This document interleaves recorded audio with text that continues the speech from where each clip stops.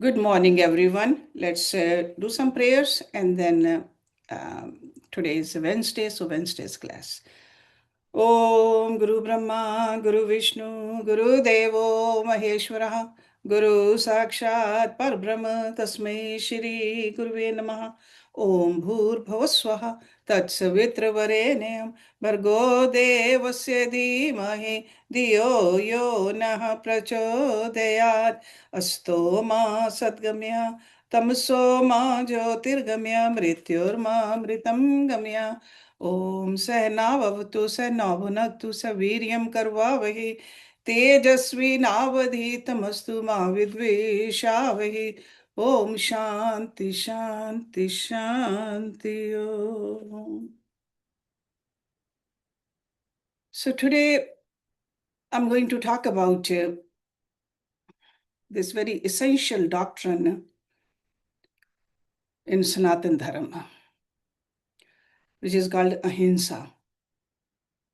And related to Ahimsa is vegetarianism. So the essential doctrine of Sanatan Dharma, in our Vedas it says Ahimsa Paramo Dharma. I'm sure you have all heard that saying. That means Ahimsa is the highest virtue. And Ahimsa literally means non-violence or non-injury at every level of our personality.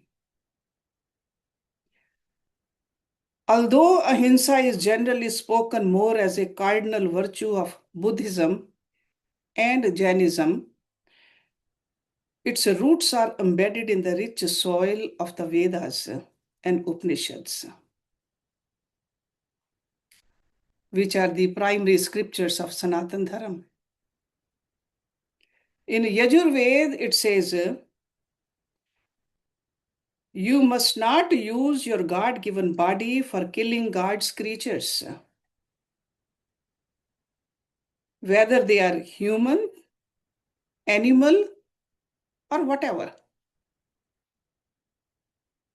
This is from Yajurved.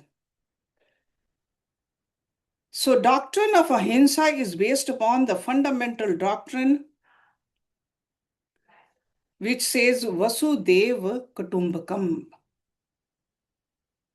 That means all life forms are one family. Generally, we think that our family members are our siblings and the parents are maybe extended family. Our Vedic rishis, they said all life forms are one family. This means that Brahma, the eternal, all-pervading supreme being, dwells in all living beings, whether they are human, animal, insect. So an injury in thought, word, or deed against a living being is a sin against all of creature, actually including the sinner itself. Because whatever we give, we get back also.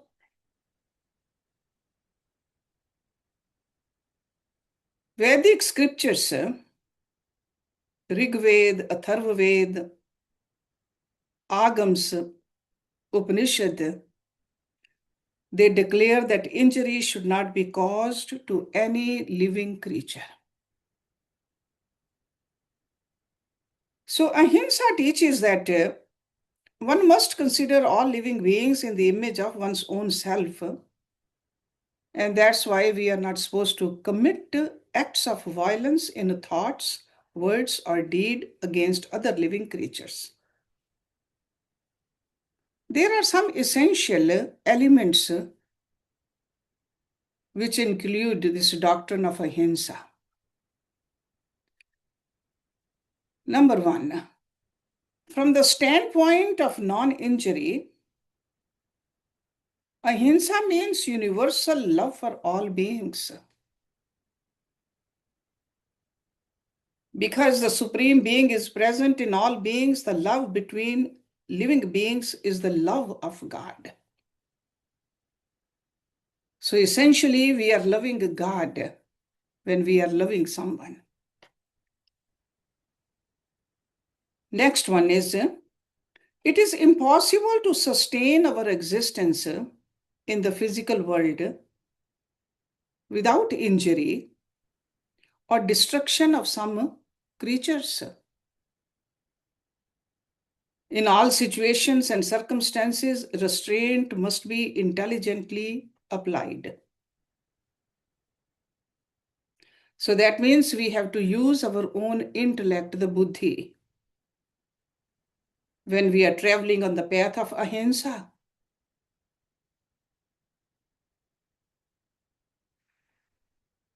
Another thing we got to always remember, anger and hatred cannot coexist with ahimsa. Anger blinds reason and it leads a person to violence.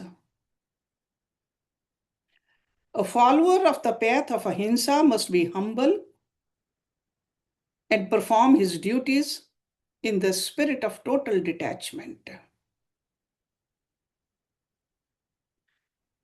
Because a person who is worried about name and fame or attached to the material pleasure is apt to commit violence to protect his or her selfish interests.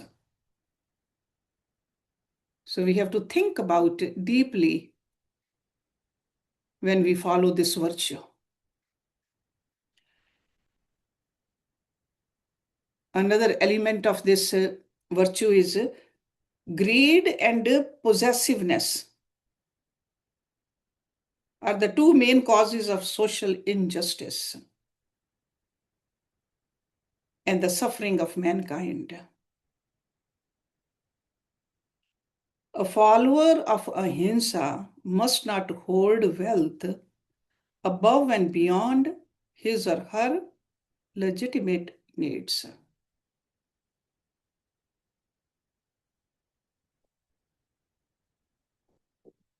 And that's what Rishi Patanjali called it, aparigraha. Fearless action is an essential element of ahimsa. Evil must be resisted, but with ill will against none. So the cowardice has no place on the path of ahimsa. You got to be brave. That's why that very popular saying when we say Ahimsa Paramo Dharma, the second part we often forget. Second part is DharmaHimsa Tathaivacha. This is the full saying. Let me repeat it again. Ahimsa Paramo Dharma. DharmaHimsa Tathaivacha. So this idea is clearly expressed by certain great philosophers. Someone said that I would rather have India resort to arms in order to defend her honor than that she should, in a cowardly manner, become or remain a helpless witness of her own dishonor. So, to protect the honor, you have to carry a weapon also. That's also part of ahimsa. Lord Krishna did, Lord Ram did. Got to be brave. So ahimsa paramo dharma, dharma hinsa tathaivacha. Another essential element of ahimsa is compassion. One must not be satisfied solely with one's own well-being. We must strive to alleviate the suffering of all mankind. feeling the pain of others. That's part of ahimsa. A follower of ahimsa must practice austerities, which is called tapasya. So without tapasya, you cannot practice ahimsa. But at the same time, extreme austerities are against the true spirit of ahimsa. Because when those austerities become tamasic, that is no.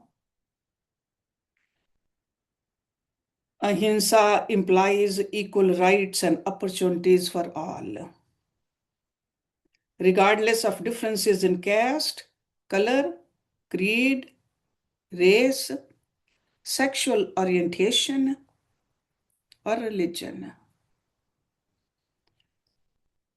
So the boundaries of faith, nation, or state are alien to the spirit of ahimsa.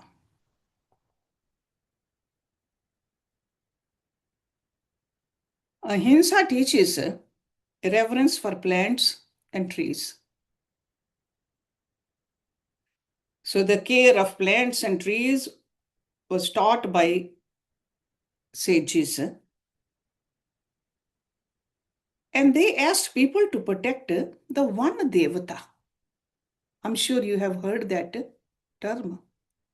The heavenly being which resides inside the trees. By applying the doctrine of ahimsa to plant life, the Hindus were the first to recognize the importance of protecting the environment. So in summary, you can say that a true ahimsa is a life of non-violence, but not inaction. Tolerance, but not fearfulness. Love, but not attachment. Strength, but not ill will. Peace, but not cowardice. And complete freedom from greed, hatred, anger, and enmity. So you can see that small word ahimsa, how much is embedded in that. And we have to check ourselves. Where do we stand?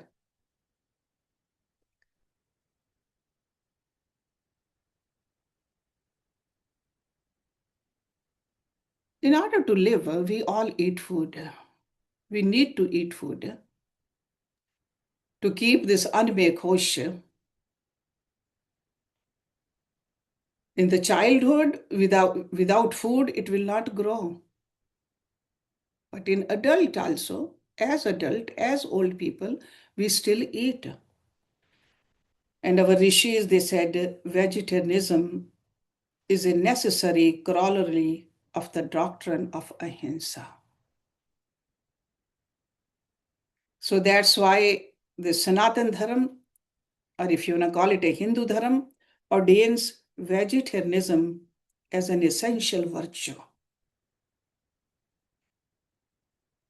And it's not merely a code of eating habit, but is based upon a deeply recognized need to create a balanced state of body and mind.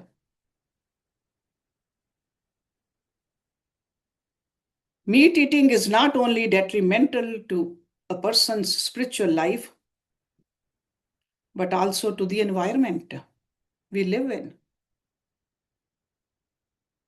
and the physical body we possess.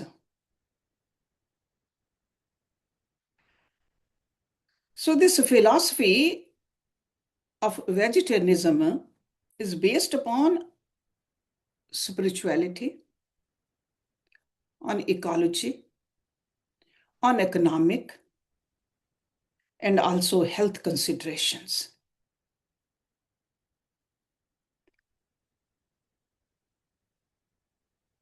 Let's look at how it affects spirituality.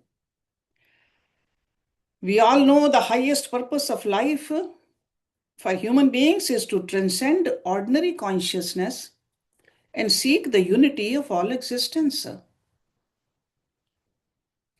The entire universe is the manifestation of Supreme Brahma. All is one, and one is in all. For those who wish to follow a path of self-knowledge and God realization, it is essential to extend love, kindness, and compassion to all forms of life, and also to recognize them as an integral part of nature. And we have to do it actively. To live in this world, we must destroy some life. We know that. That's why that saying, Jivo Jivasya Bhojanam, that in order to live, we got to eat something. So the simple process of ordinary breathing involves the killing of bacteria that have life. Even the plants we eat have life. At the same time, killing a bird or an animal for food and cutting an eggplant in a garden do not involve the same kind of pain and agony. We recognize that. So in order to extend our love, kindness, and compassion to all forms of life, and at the same time be able to live in this world, the sages tell us that we must consume only those foods that cause the least possible pain. Accordingly, they have divided all forms of life into 5 different categories based upon the number of senses each species possess and the number of elements, tattvas, the physical body of the particular life form is comprised of. According to the Vedic thought, the entire universe consists of 5 elements, which are called tattvas: ether, air, fire, water, and earth. The same elements also enter into the constitution of the physical bodies of all life forms. See, just like a human form, 5 sense organs: touch, taste, sight, sound, smell, and mind. So, tattvas of the physical body in a human being is space, air, fire, water, earth. But when we go down to the 4-legged animals, the sense organs they have is touch, sound, sight, taste, and smell.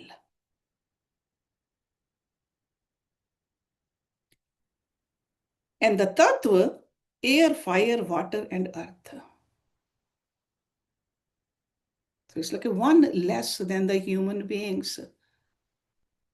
Then the birds, the sense organs they have is a touch, sound, sight, and taste. Smell is missing there in the birds. And in reptiles, worms, and insects, touch, sound, and sight. The taste is missing there. And in the roots and the vegetables and fruits, there's only touch and sound. There's no sight. And you can see that corresponding tattva also, they keep on reducing. So that's why the sages, they tell us that life forms which involve the least amount of pain are those that possess the least number of senses and whose bodies are made of the least number of elements. Interestingly, the legal punishment for destroying life forms is based upon the concept of least pain. In all countries of the world, killing of six sensed life forms, that means the human beings, is considered a heinous crime and carries the maximum punishment. The four and the five sensed life forms carry less punishment. There is no punishment for destroying the two and the three sensed life forms. So the Vedic thinkers concluded that as long as living involves the destruction of life, the killing of roots, vegetables, and fruits involves the least pain and agony. So this type of food is recommended for the healthy growth of the body, mind, and intellect. According to Chandogya Upanishad, the mind is made of food. The gross component of the food eaten passes through the body as excrement. The finer component of the food forms the body, and the finest or the subtlest component of the food forms our minds. A more direct translation of this ancient truth is, you are what you eat. Through their own spiritual experiences, these sages discovered that the food we eat determines the temperament we possess. Accordingly, they divided food into three categories. Sattvic, which is pure, Rajasic, which is energizing, and Tamasic, which is dull.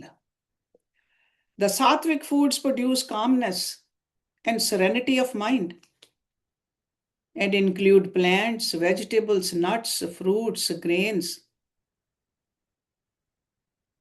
beans, moderate quantities of milk products.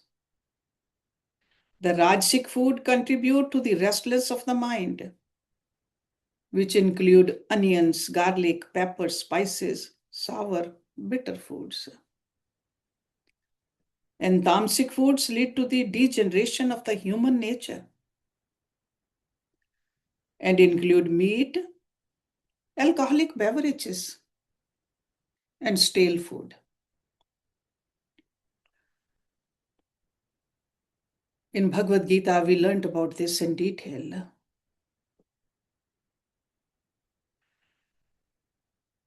Let's look at the consideration on the ecology and the economic condition also. Because we don't live in vacuum. In order to practice all this, we got to look at the effect on our economics also, ecology also. We know that tropical rainforests are being continuously destroyed to make room for cattle production for meat. It has been estimated that over 260 million acres of US forest land has been cleared to make pasture land to produce livestock. Due to the destruction of the rainforests and related habitats, the current rate of extinction of life forms is estimated to be 1,000 species per year. That's how much. So if somebody says this is not Himsa, then what is Himsa? Meat-based diets also contribute to water pollution due to contaminated runoff and sewage from the slaughterhouses and the feedlots. There have been many studies done on that, and those studies show that the production of livestock creates 10 times more pollution than the residential areas and 3 times more than the industry. The freshwater resources of the planet are also becoming depleted. Only 60 pounds of water are required to grow a pound of wheat, whereas 2,500 to 6,000 pounds of water are required to produce 1 pound of meat. And these are the well-documented facts. The fossil fuel resources also are being depleted at an alarming rate. It takes 2 calories of fossil fuel energy to produce a calorie of soybean protein. On the other hand, it takes 78 calories of fossil fuel energy to produce 1 calorie of beef protein.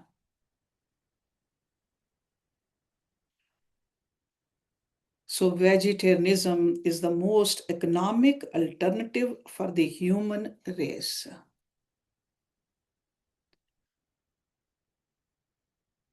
To further illustrate, it takes 10 acres of pasture land to produce a given amount of animal protein. It takes only 1 acre of land to produce the same amount of vegetable protein. So 9 acres of land are wasted when meat is produced. In addition, an average animal eats approximately 16 pounds of grain to produce only 1 pound of meat.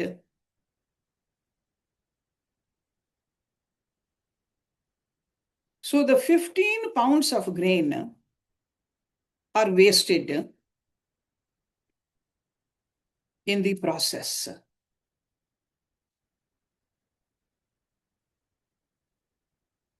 According to the research done by Harvard professor Jean Mayer, reducing meat production by only 10% would release enough grain to feed 60 million people.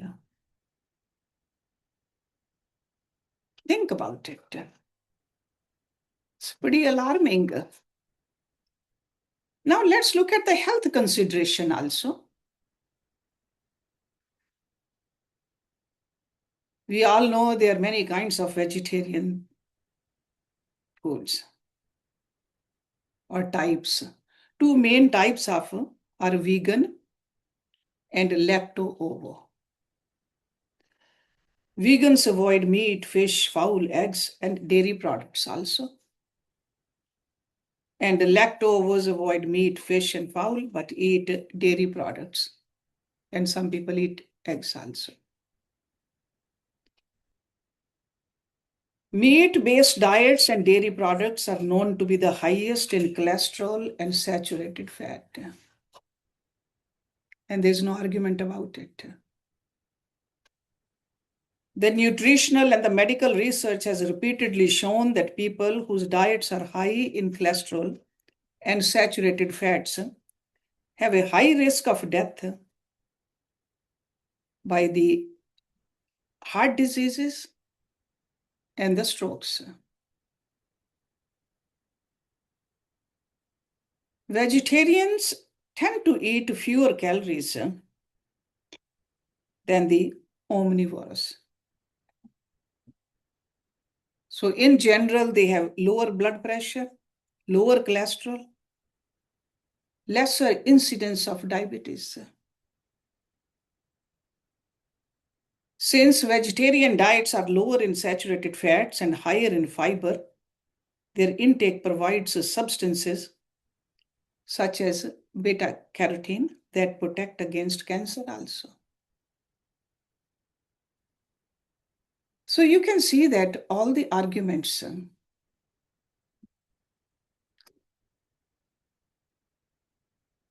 for vegetarian food, if you look at it, they really help us to follow that virtue of ahimsa also.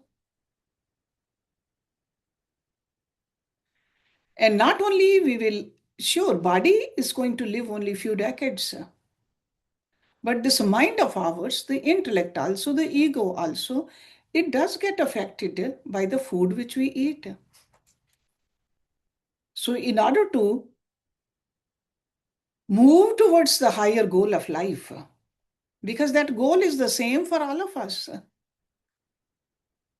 whether we are a male or a female, or whether we believe in this God or that God, no matter how we worship, sitting on the chair or sitting on the floor, covering our head or not covering our head, does not matter. The goal is the same.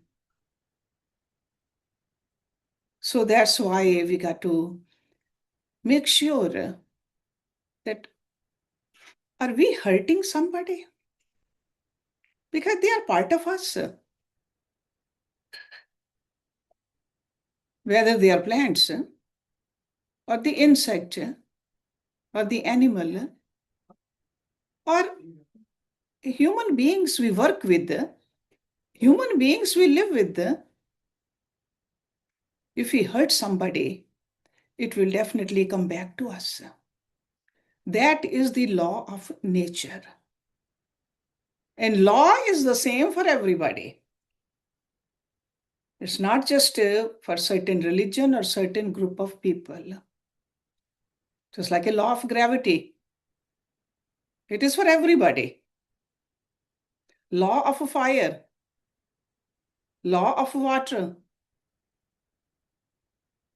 Everybody deals with those. So this is a law of nature.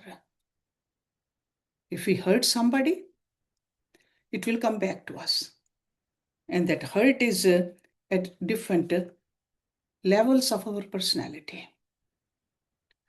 So this is just a simple message which we need to keep in mind, and we got to check ourselves. Are we following these doctrines or not? Can we hurt the least to fill this stomach or not? Can we control our words to convey the message without hurting somebody or not? Then life becomes very peaceful. And that's what these sages want us to have, a peaceful life, so that we enjoy and reach to that ultimate goal also. Om Purnamada Purnamidam Purnat Purnamudachyate Purnasya Purnamadaye Purnameva Vashishyate. Om Shanti Shanti Shanti Om. Thank you very much for joining.